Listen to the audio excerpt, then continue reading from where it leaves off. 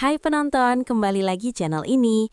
Jika suka cerita seperti ini, jangan lupa untuk di-subscribe-nya ya. Udah subscribe-nya? Makasih. Gang Melati itu sempit. Lebarnya cuma cukup untuk satu mobil lewat pelan. Sisanya motor dan pejalan kaki harus minggir. Tapi di gang itu, orang-orang hidup rukun. Setidaknya dulu. Sampai rumah nomor 12 berdiri paling mencolok. Rumah itu 2 lantai, cat krem terang, pagar besi hitam tinggi dengan ujung runcing. CCTV terpasang di 3 sudut, seolah dunia luar adalah ancaman. Di teras, mobil hitam besar sering parkir menutup setengah gang. Pemiliknya, Pak Hendra, dikenal semua orang.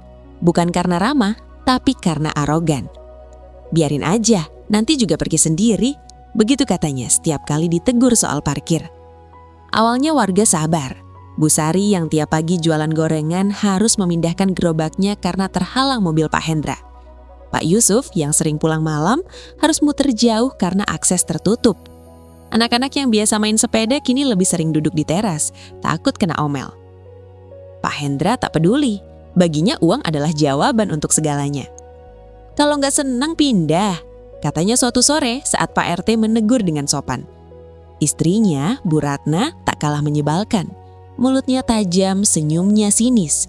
Di arisan, ia paling sering bicara, paling keras tertawa, dan paling cepat merendahkan orang lain. Zaman sekarang masih nyuci manual.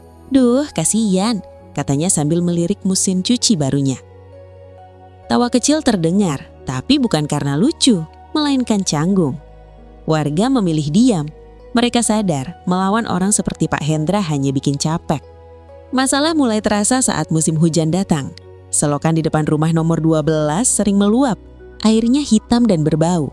Bukan cuma air hujan, tapi sisa limbah rumah tangga. Minyak, sabun, bahkan sisa makanan. Anak Pak Yusuf pernah sakit-sakit. Kulitnya gatal, bernanah.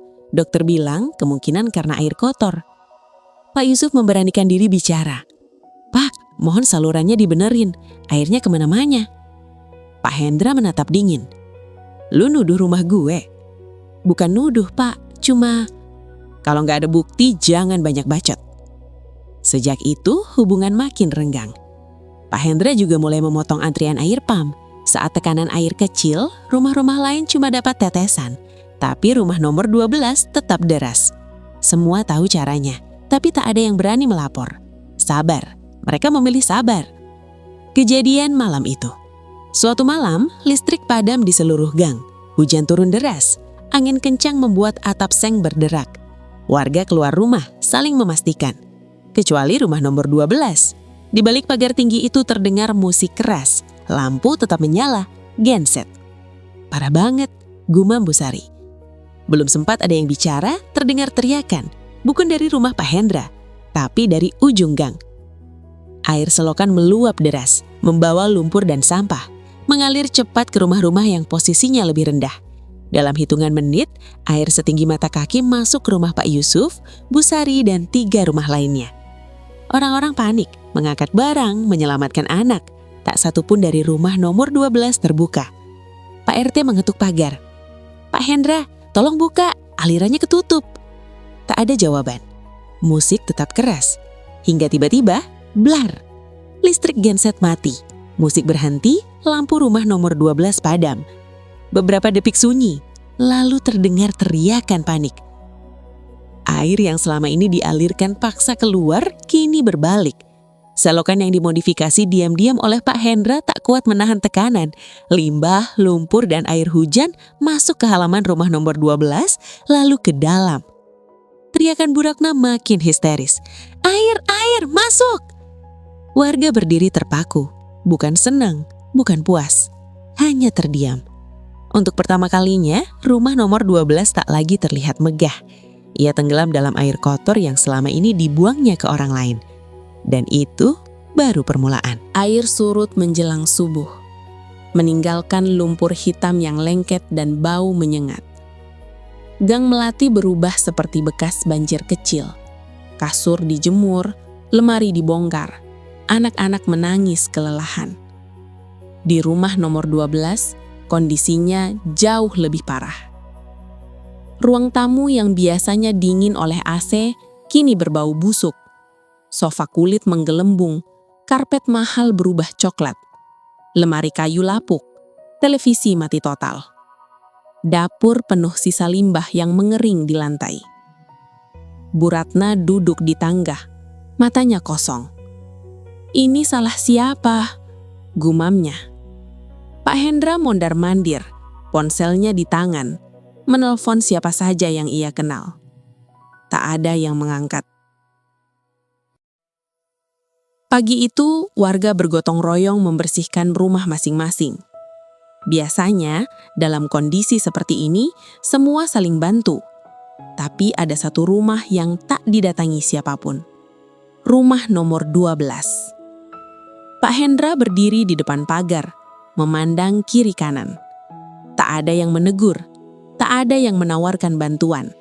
Bahkan tatapan pun dihindari. Ia memanggil Pak Yusuf. "Yus, bantu angkat sofa gue." Pak Yusuf berhenti sejenak, menatap Pak Hendra, lalu menggeleng pelan. "Maaf Pak, rumah saya juga kebanjiran. Saya urus keluarga dulu." Jawaban yang sopan, tapi dingin. Bu Sari lewat membawa ember. Pak Hendra menyapa, berharap.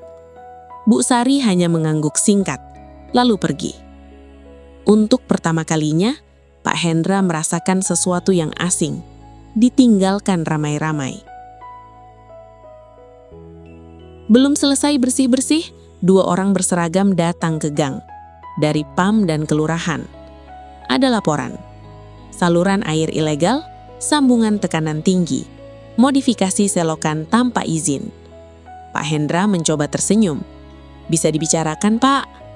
Petugas menatap datar. "Kami sudah cek, pelanggaran berat. Sambungan air diputus sementara."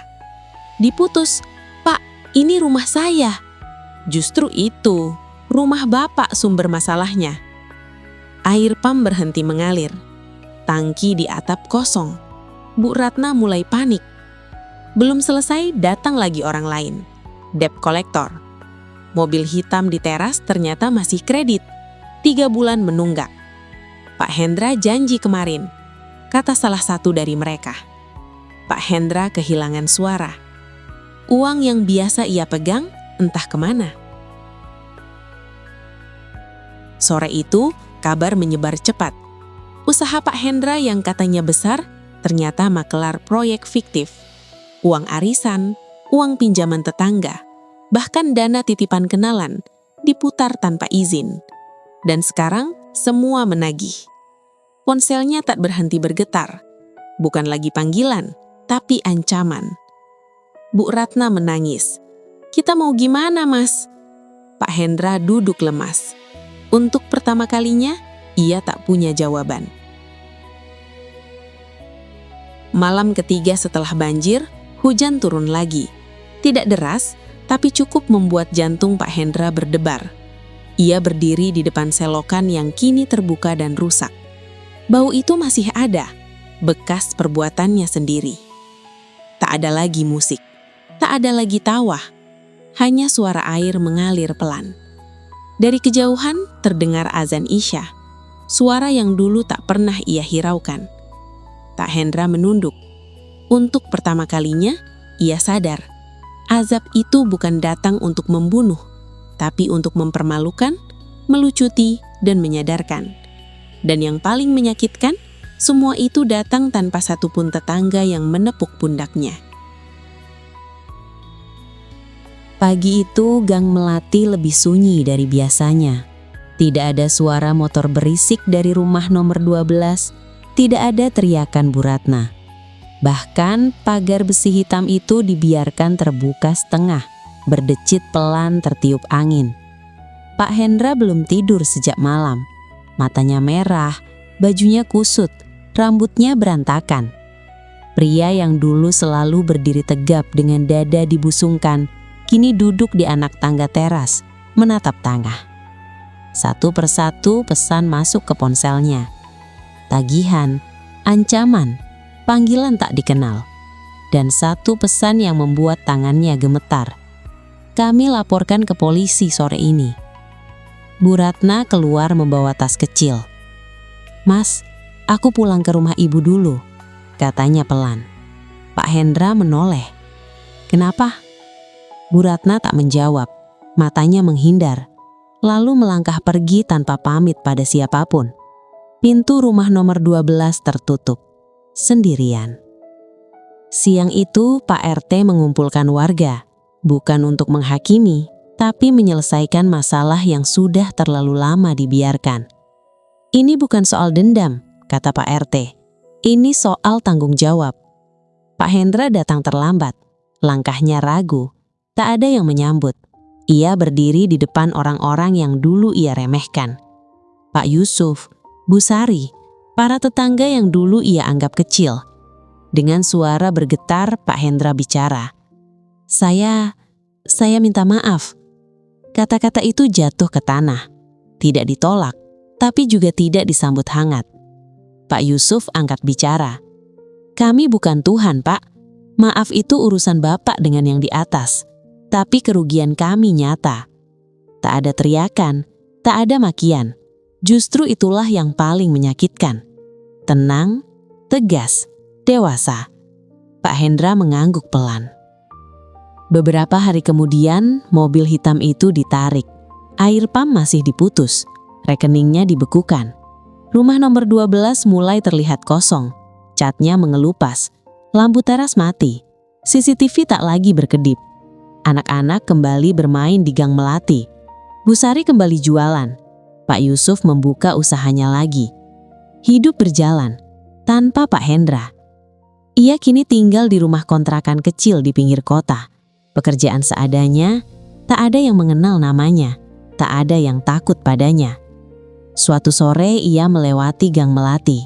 Hanya sebentar, menunduk, tak masuk. Dari kejauhan ia melihat tetangganya tertawa bersama. Dan disitulah ia sadar, azab paling berat bukan kehilangan harta, tapi kehilangan tempat di tengah manusia. Tetangga-tetangganya dulu sabar, bukan karena lemah, tapi karena beradab.